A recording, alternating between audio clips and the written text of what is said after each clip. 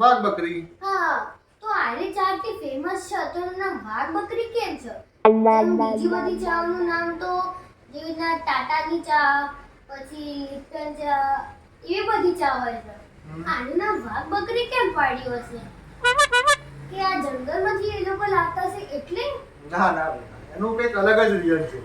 શું હશે કોણ?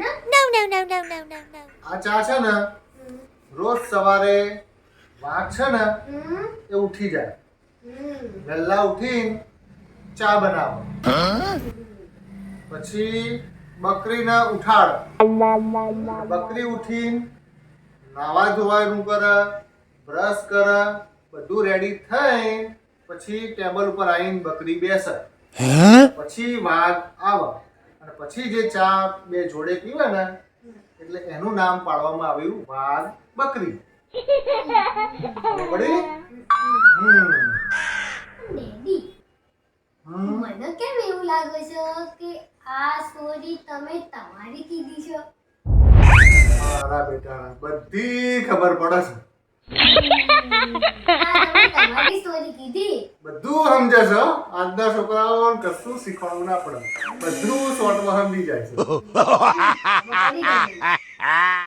મિત્રો, કાલે કામ વગરની ખોટી ટણી બહુ થઈ ગઈ છે એટલે બગડ્યા છે બરાબરના. તે મેં બનાવ્યો છે ગાજરનો હલવો અને વિવેકને ગાજરનો હલવો બહુ ભાવે છે, તો ગાજરનો હલવો ખવડાવીએ ને એટલે અમાર તો માની જાય. તો હું આપું છું હવે ને ગાજરના હલવાની સરપ્રાઈઝ. આ કેરી તો એટલે ટોટલ કર યાર, તું કેરી બાકી રાખે એટલે કઈ આન્સર અરે કેરી આવશે? વેરી મૂકો, હું મસ્ત ગાજરનો હલવો બનાવીને લાવી છું. લ લ લ લ લ ચાખો ને કેવો બને છે, થોડો ચાખો. માં નહીં કરો ટેસ્ટ. જ્યાં જો તમે બસ ઝઘડાના મૂળ જ ગોતતી હોય છે. હું ટેસ્ટ કરીને કોઈ કહીશ ને એટલે કહેશે કે ઝઘડો કરવાનું ચાલુ કરી દેશે ભાઈ. મને કહો જાય. અરે ના ના, હું સાચે નહીં ઝઘડું, ટેસ્ટ કરો ને. મારે ટેસ્ટ જ નહીં કરવો ને. અરે તું ટેસ્ટ કરીને કે છે કેવો બન્યો છે.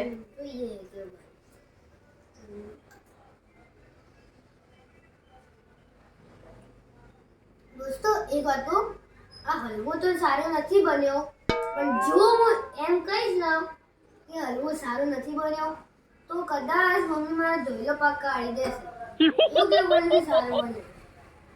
મમ્મા એકદમ મસ્ત હલવો બન્યો છે. ખરેખર જો હવે હાર્વી છે બી ટેસ્ટ કરીને કીધું મસ્ત બન્યો છે. હવે તમે મસ્ત બન્યો છે ડેડી.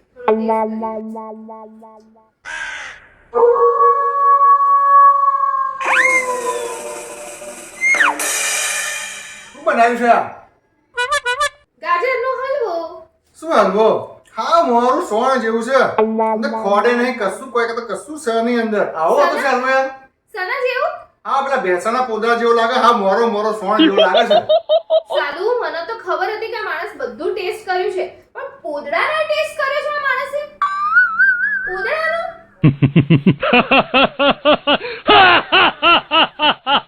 કોઈ મહાન પુરુષે એવું કીધું છે કે પત્ની ઘરનો દીવો કહેવાય છે, આખા ઘરમાં ઉજાસ ફેલાવે છે. પછી હવે એક વિચાર આવે છે, આવા 2-3 દીવા ઘરમાં હોય તો ઘર કેવું ઝગમગ. શું કેવું છે તમારું?